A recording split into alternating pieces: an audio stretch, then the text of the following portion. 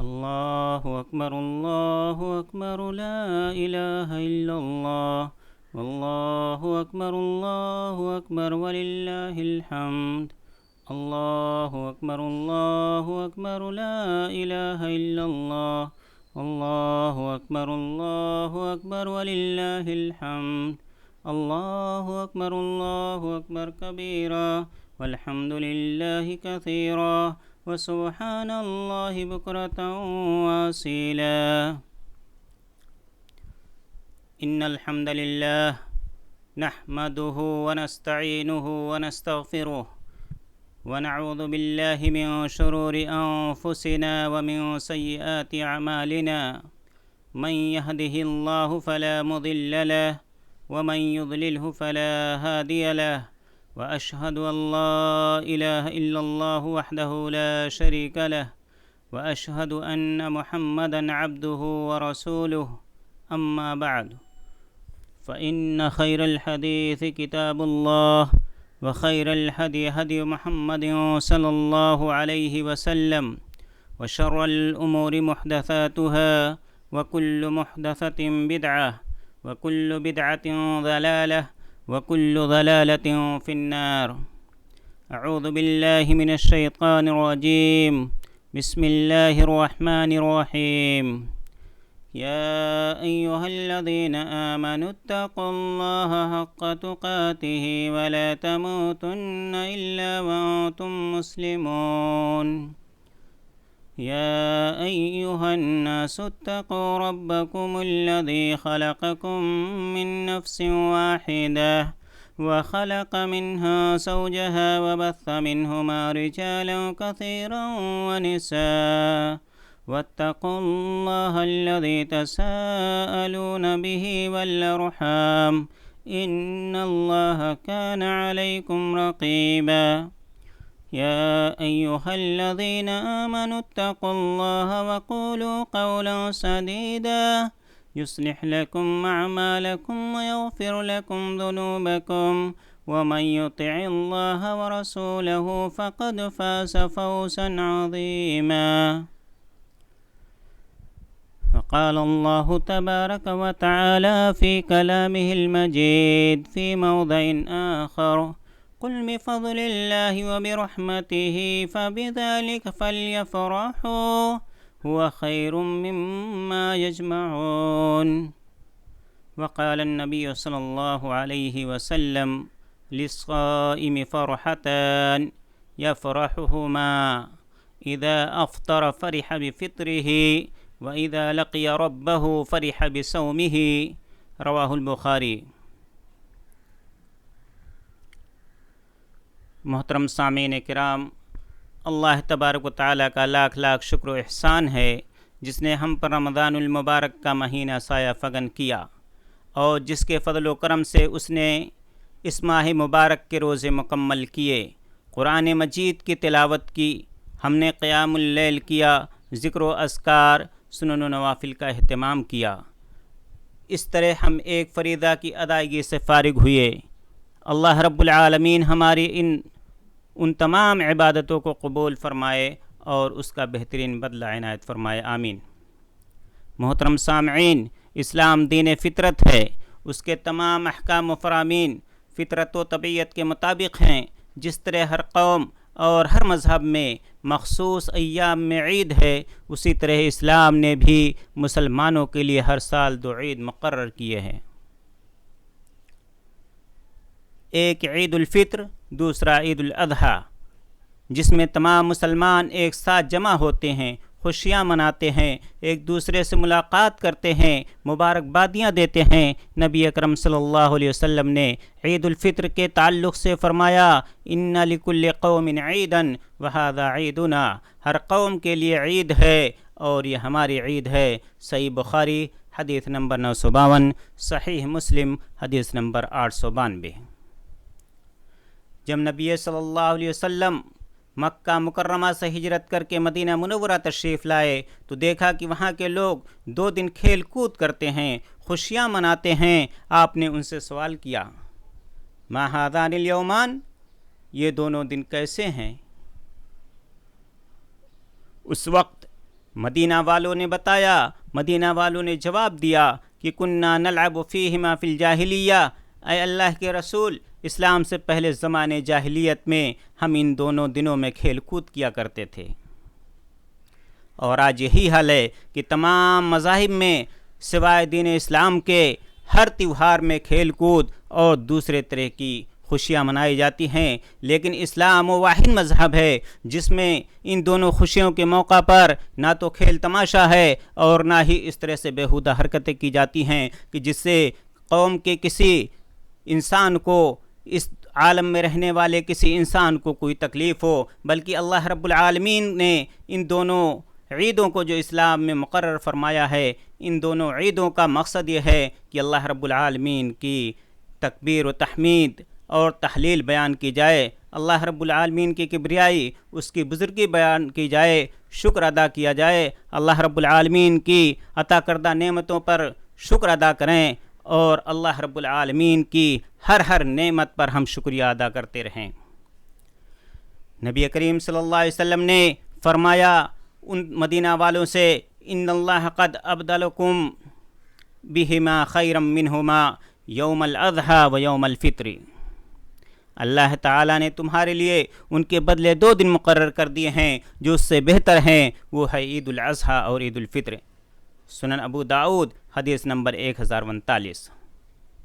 محترم سامعین، آج عید الفطر کا دن ہے، اس کی مناسبت سے ہم آپ لوگوں کو اور دنیا کے تمام مسلمانوں کو عید کی مبارکباد پیش کرتے ہیں اور دعا کرتے ہیں کہ اے اللہ تو ہمارے اور تمام مسلمانوں کے نیک اعمال کو قبول فرما لے، حالات جیسے بھی ہوں ہمیں عید منانے کا حکم دیا گیا ہے، لہذا آج ہم اس کی تعمیل کر رہے ہیں، اور شرعی عذر کے بنا پر جو عید ہمیں عیدگاہ یا کسی کھلے میدان میں ایک ساتھ جمع ہو کر منانا چاہیے تھا، اسے ہم کورونا بیماری کووڈ-19 کی وجہ سے ایک ساتھ جمع ہو کر نہیں منا پا رہے ہیں، اس پر ہمیں بے حد افسوس ہے۔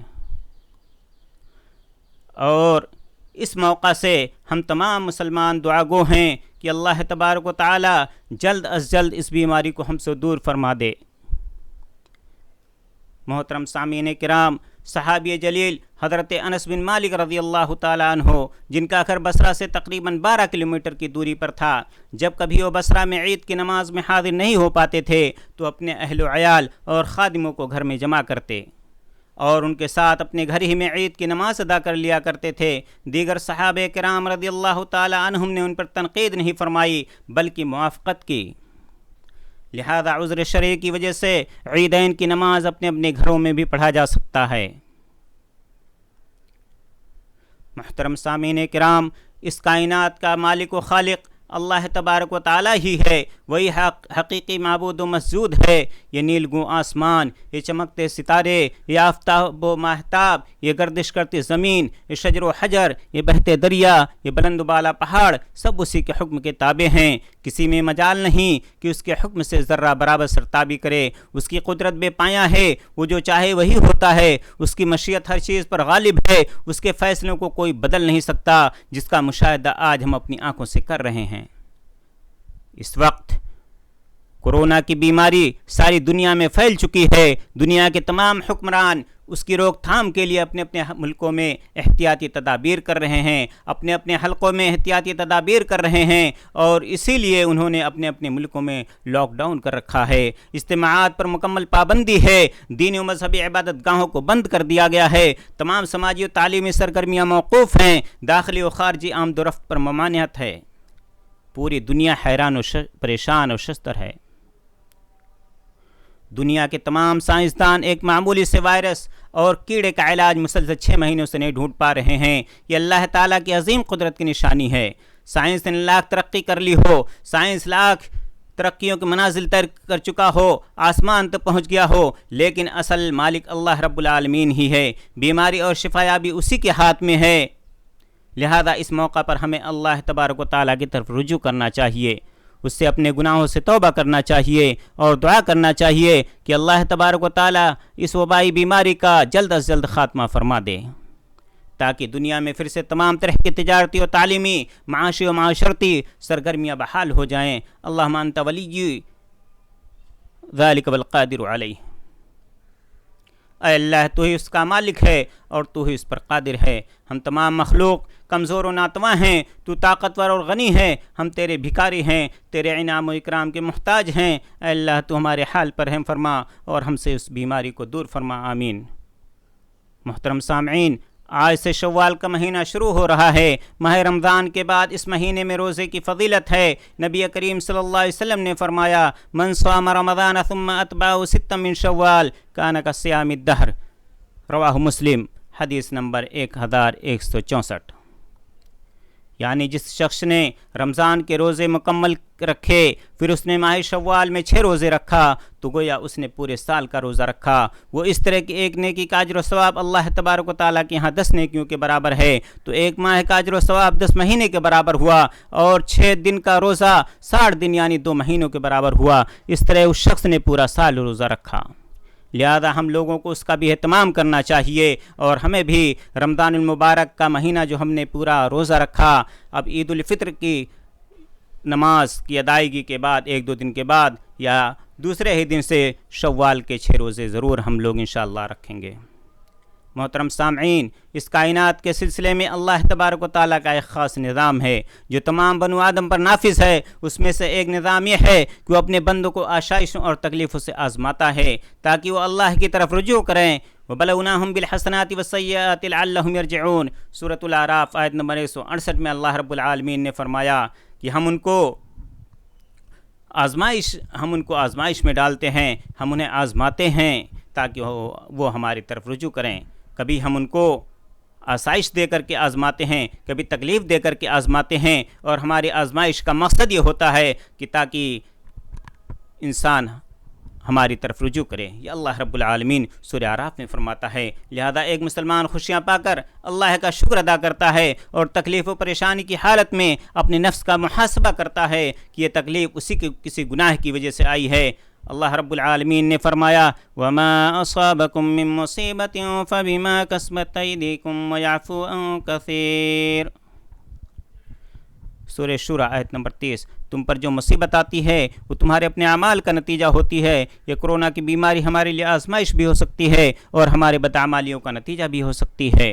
لہذا ہم اپنے نفس کا محاسبہ کریں، فسق و فجور، معاصی و منکرات سے اجتناب کریں اور رب العالمین سے توبہ استغفار کریں. اپنے گناہوں پر نادم ہوں، فرائض و واجبات کا اہتمام کریں، کتاب اللہ اور سنت رسول کو لازم پکڑیں، آپس میں اتفاق و اتحاد پیدا کریں، حقوق اللہ اور حقوق العباد میں کسی قسم کی کوتاہی نہ کریں، 5 وقتہ نمازوں کا خوب اہتمام کریں اور اپنے اہل و عیال کو اس کا پابند بنائیں.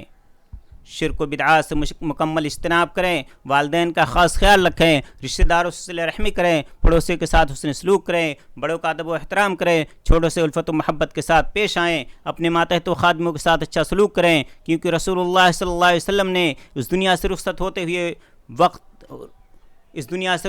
وقت نمازوں کے اہتمام اور اپنے ماتحتوں، بیوی بچوں اور خادموں کے ساتھ حسن سلوک کی وصیت کی ہے. امانت و صداقت کو لازم پکڑیں، جھوٹ، مکر و فریب، دھوکہ دہی سے دور رہیں، غریبوں اور مسکینوں کی مدد کریں، یتیم و بیواؤں کی کفالت کریں، مجبور و بے سہارا لوگوں کا سہارا بنیں، دوسروں کو حقیر نہ سمجھیں، ظلم و زیادتی سے دور رہیں، کیونکہ مظلوم کی بد دعا ظالم کو ہلاک و برباد کر دیتی ہے. نیک کاموں میں بڑھ چڑھ کر حصہ لیں، برائیوں سے خود دور رہیں اور دوسروں کو بھی روکیں، بھلائیوں کا حکم دیں، دوسروں سے خوش اخلاقی اور مسکرا کر ملیں، سماجی اور رفاہی کاموں میں حسب استطاعت شرکت کریں، مریضوں اور بیماروں کی عیادت کریں اور اجر و ثواب کی امید صرف اور صرف اللہ رب العالمین سے کریں.